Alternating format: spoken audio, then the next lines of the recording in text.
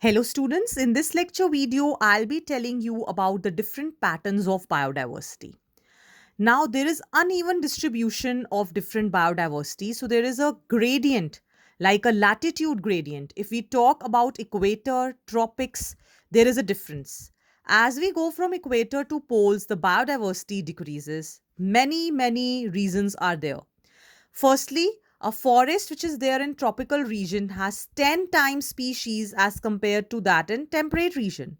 Like we keep on talking about the Brazilian forests, Amazonian rainforests. Greatest biodiversity is present over here. What are the reasons?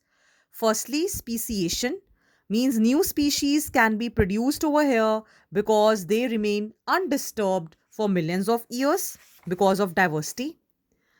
Second is that the tropical regions, there less seasonal variation is there, and moreover, more of solar energy is you can say available for the development of new species. Next, let us understand the species area relationships. This was given by Alexander von Humboldt. Here we can clearly see, I'll just zoom this, the species richness and area. Within that, there is a graph which is called as rectangular hyperbola. You can see that there is a limit at which the saturation level will occur as compared to the species richness.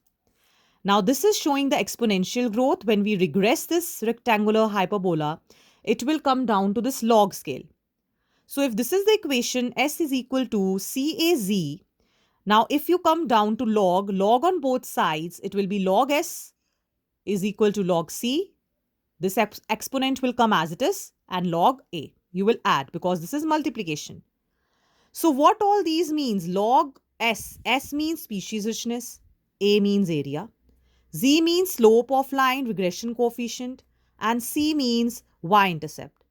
Now, the value of this Z, it ranges from 0.1 to 0.2 when the area is small. But in case of larger areas, the value ranges from zero point 0.6 to 1.2. Now, what is the importance of the species diversity in the ecosystem? Now, a stable community will show, you can say, less of variation. If it is not stable, it will show more variation. David Tillman's ecosystem experiments, long term ecosystem experiments, said that with increasing diversity, the contribution to the productivity is more. Then, one more hypothesis came by Paul Ehrlich that suggests the rivet popper hypothesis. Like loss of a rivet. What is a rivet? A metal pin which is there in an aeroplane. If you remove one metal pin, there will be loss in function. Similarly, rivet popper hypothesis means that if there is any loss of one species, then there will be loss in the ecosystem. Now, another thing is one rivet might have more harmful effects than the other. Like if we talk about loss of rivets on the wings, that will have a major effect on ecosystem. Similarly, it means that loss of a very important species, like if we talk about producers, if their number is decreasing, the whole food chain will be drastically affected. No doubt, at every level, effect will be there. Okay. So now here I'm just introducing you the term of loss of biodiversity.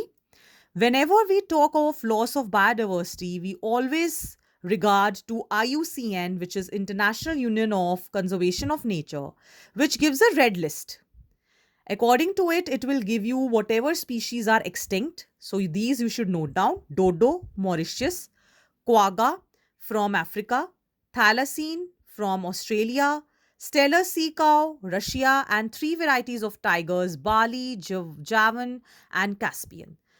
Now, we are facing actually the sixth mass extinction. In the next video, we'll talk about those major causes of loss of biodiversity.